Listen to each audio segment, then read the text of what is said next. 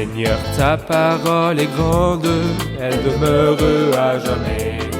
Ta parole est infaillible, rien ne peut la supprimer. Bienvenue chers téléspectateurs, je vous souhaite la bienvenue ainsi qu'à tous nos téléspectateurs partout dans le monde à un nouvel épisode de cette émission d'études quotidiennes Toute la Bible. Comme nous l'avons déjà mentionné, dans cette émission, nous présenterons une étude de l'ensemble des 66 livres de la Bible. Mais avant de commencer notre étude dans le livre de la Genèse, nous avons consacré 10 épisodes à parler de l'inspiration, du concept de l'inspiration, des théories de l'inspiration, pour prouver que ce que nous avons entre les mains maintenant est la Bible, le livre de Dieu, la parole vivante de Dieu, qui change la vie à travers les âges, qui n'est pas touché par l'erreur ou la distorsion ou la falsification, ni de près ou de loin. La parole est claire et pure, la parole est intacte, la parole est vraie, et la parole de Dieu subsistera à toujours dans les cieux. Nous sommes arrivés dans notre étude à une partie très importante, à savoir les aspects de la grandeur de la Bible et son infaillibilité. Nous avons beaucoup parlé auparavant des aspects de sa grandeur et de son unicité par rapport au reste des livres, mais nous nous focaliserons aujourd'hui sur l'infaillibilité de la Bible avec plusieurs preuves et témoignages à l'appui, comme quoi cette Bible est loin de la portée de l'erreur, de la distorsion, de la falsification et de l'altération. Nous nous arrêterons sur plusieurs choses qui nous confirment que cette Bible qui est entre nos mains maintenant est le livre de Dieu. Permettez-moi d'abord d'accueillir mon invité, le serviteur du Seigneur, frère Youssef Riyad. Bienvenue, frère Merci, Youssef. frère Riyad. C'est un honneur de vous avoir. Nous accueillons aussi nos invités, soyez les bienvenus. Frère Youssef, tout d'abord, et avant de parler des aspects de l'infaillibilité de la Bible, si nous n'avions pas de preuves externes de l'infaillibilité et de l'authenticité de la Bible, aurions-nous le moindre doute que ce que nous avons entre les mains maintenant est le livre de Dieu? En fait, ce livre, les preuves de son inspiration sont très nombreuses et disponibles, et peut-être les plus puissantes d'entre elles sont les preuves internes. Il y a beaucoup de preuves externes, mais les preuves internes, quand nous lisons ce livre, nous pouvons dire ce qu'a dit quelqu'un, un livre qui m'a dit toutes mes pensées et mes intentions parce qu'il juge les sentiments et les pensées du cœur. Ne serait-il pas le livre de Dieu? Exactement comme a dit la Samaritaine, un homme qui m'a dit tout ce que j'ai fait. Ne serait-il pas le Messie? Celui qui connaît les secrets de mon cœur et ce que j'ai fait en secret. Ne serait-il pas le Messie? Celui qui connaît toutes mes pensées. Ne serait-il pas le livre de Dieu? Absolument. Nous ne cherchons pas donc des preuves externes pour ce livre, pour prouver son authenticité. Bien qu'elle soit là. Parfait, bien qu'elle soit là. Bien qu'elle soit Mais là. dès que nous nous approchons Exactement. de ce livre, avec la certitude que Dieu nous parle dans ce livre, c'est un sentiment vivant que nous sommes devant un Dieu qui nous parle. On dit que la Bible est le seul livre dont l'auteur est toujours présent quand on le lit. Le Saint-Esprit nous accompagne dans sa lecture. Quelqu'un a dit « Prouvez-moi que le miel est sucré ». La réponse était « Goûtez-le ». Parfait. Tu veux savoir si c'est le livre de Dieu? Lis-le. Et nous encourageons nos chers téléspectateurs à lire le livre de Dieu. Quiconque lit la Bible et voit sa beauté ne la lâchera jamais. Exactement. Et ne la méprisera jamais. Parfait. Nous verrons ensemble maintenant quelques preuves de l'infaillibilité et de l'authenticité de la Bible et nous les examinerons une par une. Nous verrons la grandeur de la Bible à travers des preuves disponibles. C'est vrai.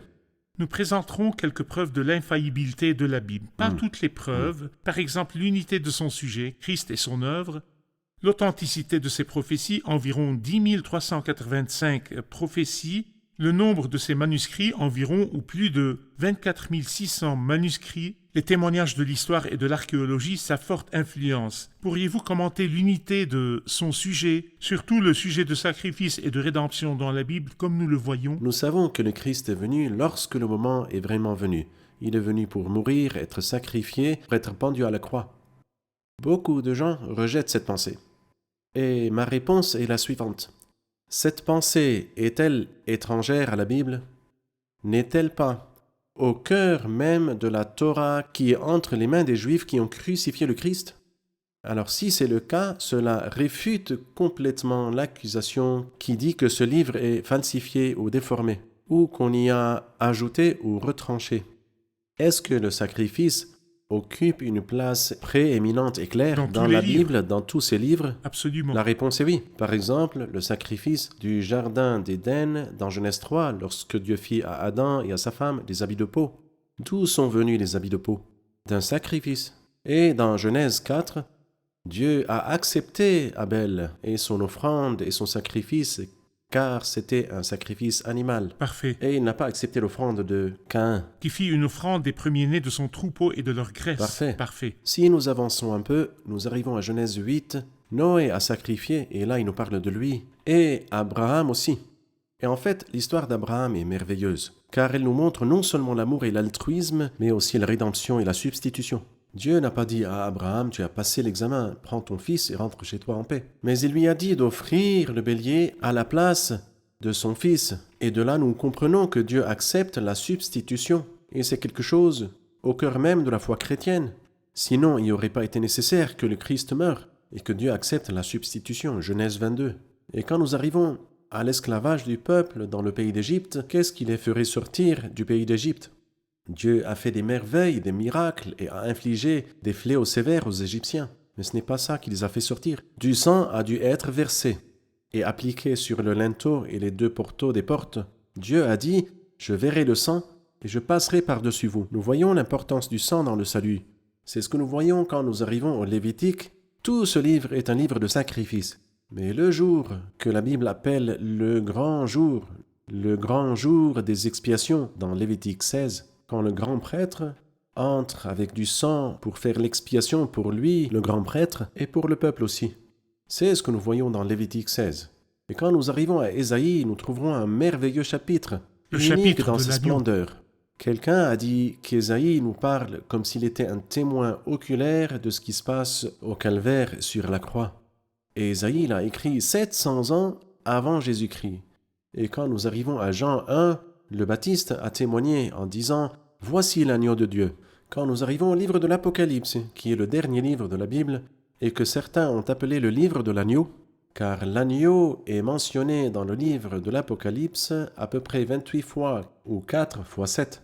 Cette Ça, c'est histoire un de aspect. rédemption est donc présente dans tous les livres de la Bible, de la Genèse à l'Apocalypse, et ce n'est pas une C'est fiction, vrai. comme le prétendent C'est certains. vrai, c'est vrai. Et cela nous dit que le principal auteur des 66 livres de cette Bible est le Saint-Esprit, C'est vrai. car l'auteur est un et le sujet est un. Parfait. Nous ferons une pause, puis reviendrons pour prendre une question.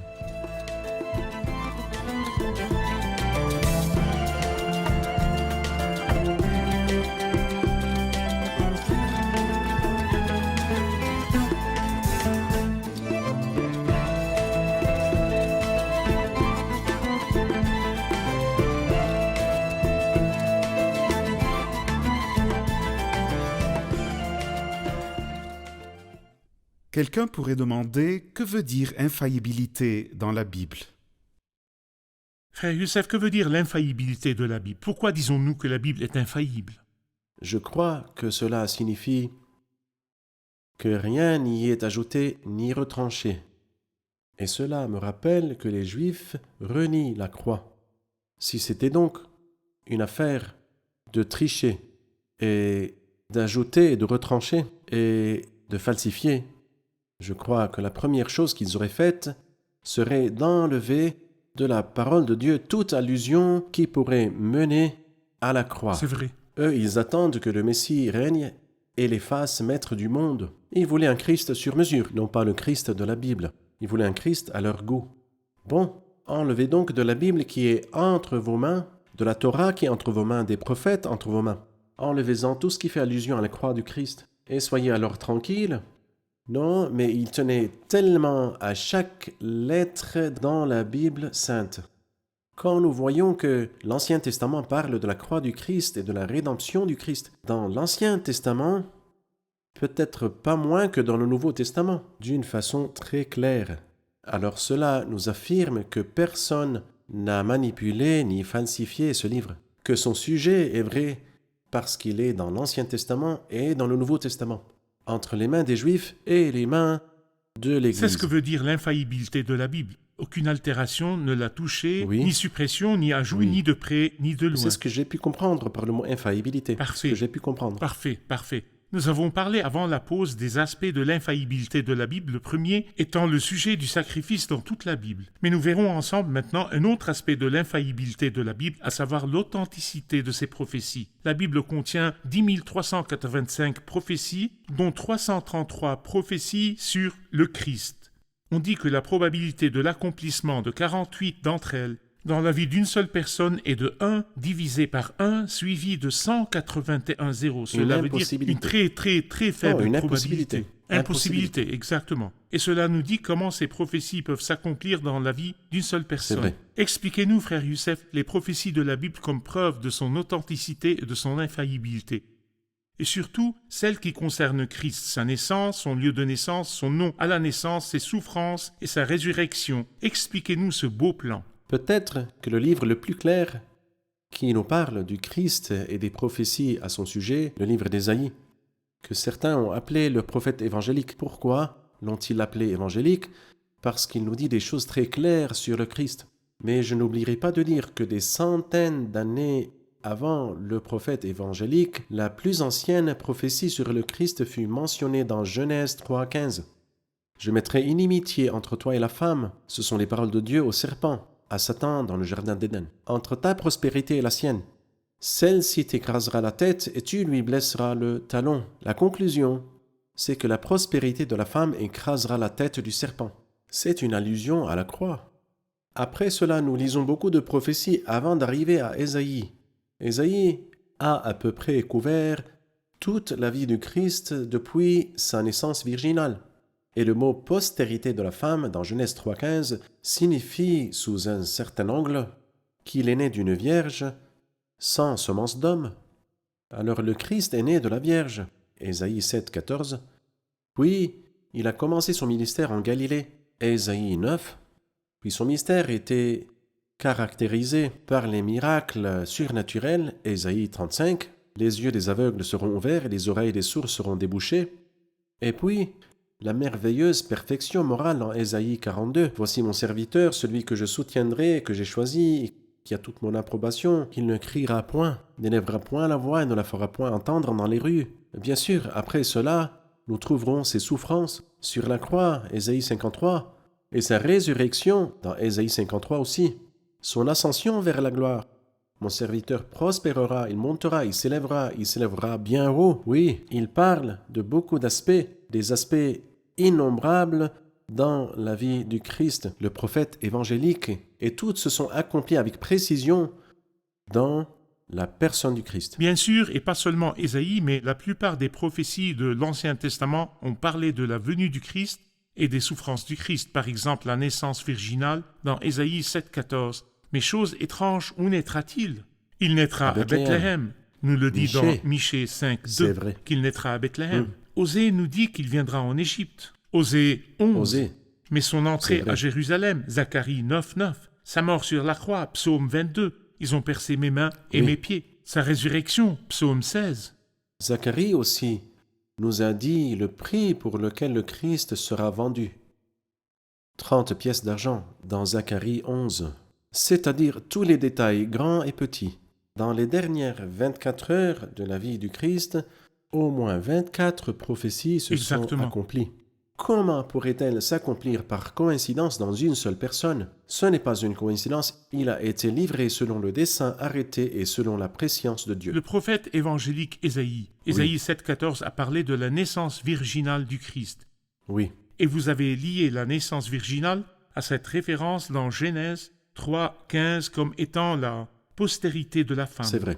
Peut-être que quelqu'un dirait maintenant, où avez-vous trouvé le mot qu'il est né d'une vierge? Ce pourrait être une jeune fille mariée, ou peut-être une fille, mariée mais très jeune et pas nécessairement une vierge qu'aucun homme n'avait connue. Vous avez parlé auparavant de l'inspiration verbale. Où trouvons-nous dans la Bible le mot vierge pour affirmer que vierge veut dire une jeune fille qu'aucun homme n'avait connue non mariée? Le mot est Alma dans le langage hébreu, a été mentionné 7 fois dans l'Ancien Testament, toutes sur une jeune fille non mariée. La première fois, c'était dans Genèse 24. La vierge qu'aucun homme n'avait connue était appelée Betula. Puis, le mot qui a été traduit dans la traduction de la Septante, que Matthieu a cité dans son évangile, « Voici la vierge sera enceinte, elle enfantera un fils », le mot en grec veut uniquement dire une vierge qu'aucun homme n'avait connue. Parthénos, je crois. Parthénos, exactement. Une vierge qu'aucun homme n'avait connue. Parfait. Si nous allons aussi au sommaire que nous avons montré tout à l'heure sur l'épreuve de l'infaillibilité de la Bible, nous avons parlé de l'unité de son sujet Oui. et de ses prophéties. Je veux m'arrêter sur le nombre de ces manuscrits qui est d'environ 24 600 manuscrits. Pourriez-vous nous parler de ces manuscrits et nous donner une idée de chaque manuscrit? Le plus célèbre est le Codex Sinaiticus. Donnez-nous une idée de ce manuscrit. J'aimerais raconter une histoire sur le Codex Sinaiticus. Quand la révolution communiste a explosé en Russie, ce manuscrit était la propriété de la Russie, car celui qui l'a découvert, Friedrich Tischendorf, était russe. Donc le manuscrit a été transféré en Russie. Quand la révolution communiste a eu lieu, ils se souciaient peu de ce qu'il y a à voir avec la Bible parce qu'ils étaient communistes. Exactement. Donc ils l'ont vendu pour 500 000 $ à cette époque, en 1933 à peu près. Et le même jour, les œuvres de Voltaire ont été vendues pour 10 cents. Le moqueur de la Bible. Le moqueur de la Bible, Voltaire, le philosophe français qui se moquait de la Bible, qui, parmi ses moqueries, a dit que dans 100 ans, nous ne trouverons de Bible que dans les musées. Ses œuvres et lui-même sont maintenant dans le musée, mais la Bible et le manuscrit de Tischendorf, le Codex Sinaiticus, a été vendu comme le manuscrit le plus cher à cette époque pour 500 000 $. Il est maintenant déposé, comme c'est écrit ici, dans le British Museum sous cette référence. Parfait. Il date d'environ 350 de notre ère, c'est-à-dire une époque très ancienne qui confirme l'authenticité de la Bible. Laissez-moi vous raconter une autre histoire sur l'année 350 de notre ère. Un empereur romain nommé Dioclétien est venu et il a détruit la Bible sainte. Il a construit un monument pour prouver que la Bible appartient au passé et qu'il l'a complètement détruite. Après lui est venu un empereur nommé Constantin qui a embrassé le christianisme et a ordonné à l'Empire romain de payer pour faire de nombreux manuscrits de la Bible, dont le Codex Sinaiticus et aussi le Codex Vaticanus, Alexandrinus aussi. 3 manuscrits qui datent de l'époque de l'empereur Constantin, qui est venu directement après Parfait. Dioclétien. Je crois que vous voulez dire ce manuscrit, Codex Vaticanus. C'est vrai, Parfait. c'est vrai. Et il contient de très nombreuses parties de la Bible et aussi ce manuscrit, Codex Alexandrinus. Exactement. Parfait. Et c'est le grand Constantin qui a ordonné l'écriture de tous ces manuscrits. Les historiens disent que ce dernier Codex Alexandrinus a servi de base pour la célèbre traduction version du roi King James, Jacques. version roi Exactement. Jacques. Allons finalement au manuscrit de la vallée de Qumran. Nous nous arrêterons en fait sur cette grande découverte. Oui. Donnez-nous une idée de la découverte de la vallée de Qumran, puis nous verrons une vidéo où vous nous expliquerez comment ces manuscrits ont été En découverts. fait, je crois que Dieu qui est aux commandes a permis que des gens habitent dans la vallée de Qumran avant le Christ. Et à l'époque, Où se situe cette région de elle se Qumran? situe au nord-ouest de la mer Morte. Parfait. À l'époque de la découverte, elle appartenait à la Jordanie. Et la découverte a eu lieu en ce temps. Et, en fait, Dieu a permis, car il contrôle l'histoire et la géographie, qu'au XXe siècle précisément, où il y a eu des attaques sur la parole de Dieu, il a permis que ces découvertes aient lieu en 1947. Et l'histoire, c'était qu'il y avait un jeune berger qui faisait paître ses troupeaux et, à la manière des bergers, quand un agneau s'égarait, il jetait une pierre pour le faire revenir. Et quand il a jeté une pierre sur l'agneau qui s'est égaré, il y a eu un grand bruit. Sa curiosité l'a poussé à entrer pour voir ce qui a explosé, dans l'espoir de trouver un trésor. Il l'a effectivement trouvé, mais il ne le savait pas. Il a trouvé des poteries contenant de vieux manuscrits, et il les a vendus au marché aux puces. Je crois qu'il les a vendus pour 5 livres. Bien qu'il soit un trésor inestimable, car c'était la plus grande découverte archéologique antique, et qui couvre à peu près toute la Bible sainte. Et quand on a comparé la découverte de Qumran au livre d'Ésaïe que nous avons entre les mains, mot par mot, on les a trouvés tout à fait identiques. Cela répond à tous ceux qui prétendent que la parole de Dieu est déformée, car cette version, comme je l'ai dit, qui date de 150 ans avant Jésus-Christ, est tout à fait identique au livre que nous lisons depuis des centaines et des milliers d'années. Parfait. nous verrons ensemble une vidéo sur la vallée de Qumran, le lieu des découvertes archéologiques de cette grande découverte. Pourriez-vous nous expliquer cette vidéo? Oui, ce sont des grottes qui étaient habitées par des Esséniens. Les Esséniens étaient des moines. Retirés dans les montagnes. Oui, des moines retirés dans les montagnes. À cause de la condition spirituelle lamentable, ils ont décidé de vivre retirés. Il est évident que c'est une région rocheuse. Ce qui a préservé les manuscrits, qui étaient à l'abri dans des poteries. Comme si Dieu était déterminé à les préserver pour notre génération, la dernière génération. Et parce que c'est une région sèche, elle a en préservé effet. ses monuments. Elle a préservé les parchemins et les manuscrits pendant une période de 2000 ans. S'ils étaient ailleurs, ils n'auraient pas tenu aussi longtemps, C'est vrai. sans s'abîmer. C'est la région des découvertes, Oui. près de la mer Morte. Bien sûr que quand le brocanteur n'a pas reconnu leur valeur, il les a envoyés à Jérusalem à l'époque, à l'Institut d'études américaines. Ils ont su qu'ils remontaient à une époque ancienne, et cela a poussé l'Amérique à envoyer un groupe d'excavateurs. Ces excavateurs ont trouvé 11 grottes contenant des centaines et des milliers de fragments de la Bible sainte qui couvrent toutes les Écritures sauf le livre Esther. Seulement. Parfait. Parfait. Je vous remercie. Nous ferons une pause, puis reviendrons pour une question.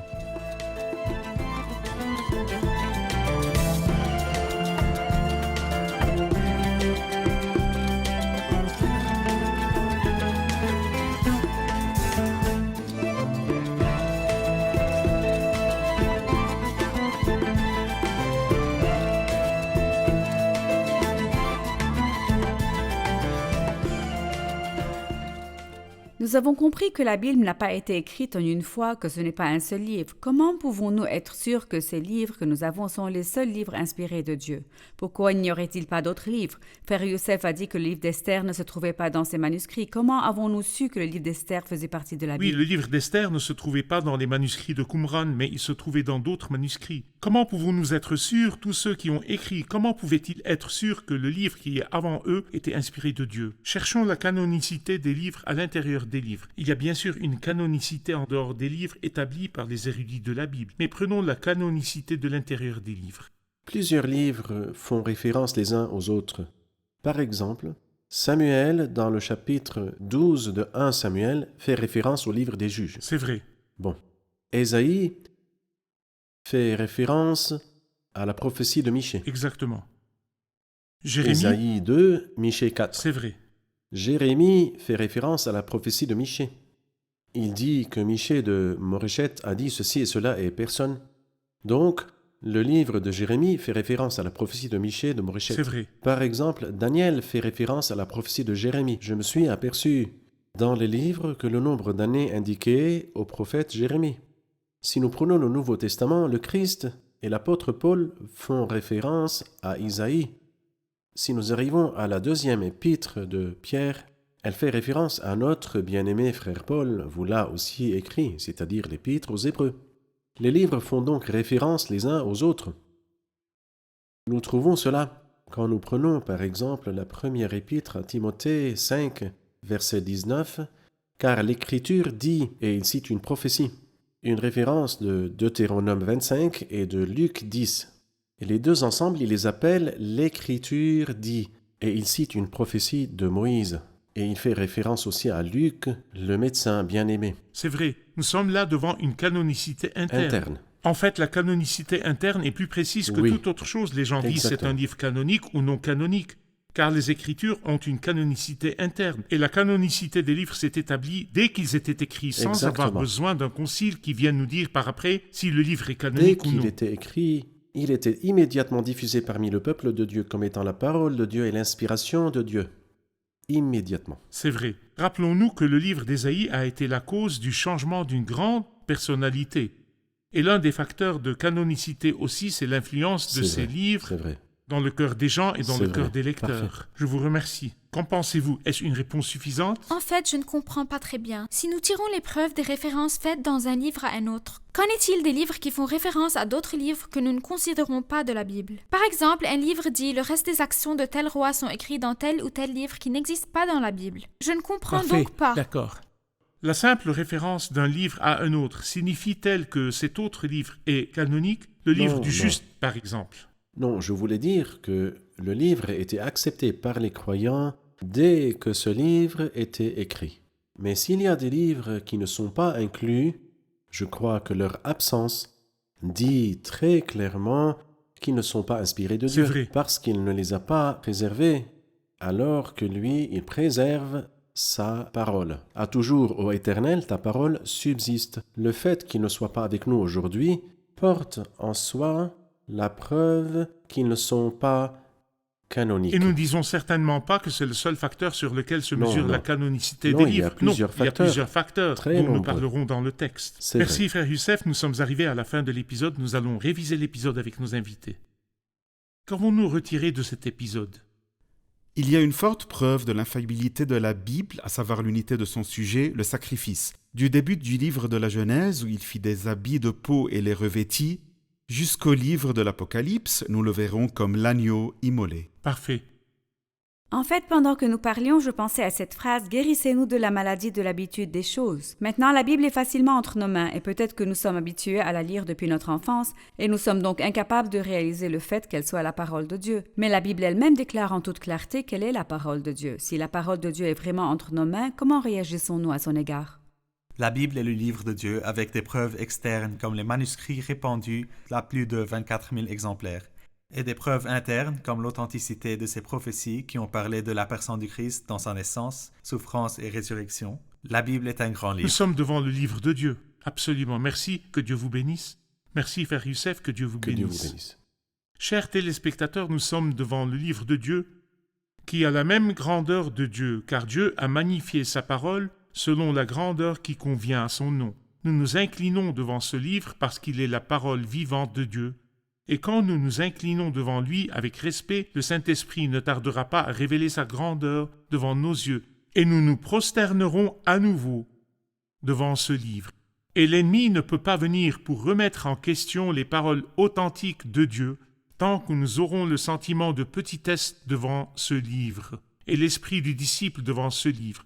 Mais dès que nous nous croyons supérieurs à ce livre et que nous le passons sous le microscope comme si nous en étions les professeurs, là le séducteur viendra pour remettre en question les paroles de ce livre. Revenez donc et faites avec moi ce qu'a fait le peuple noble de la Bérée, qui avait des sentiments plus nobles que ceux de Thessalonique. Ils reçurent la parole avec beaucoup d'empressement et ils examinaient chaque jour les Écritures pour voir si ce qu'on leur disait était exact. Je vous revois dans le prochain épisode. Que le Seigneur soit avec vous.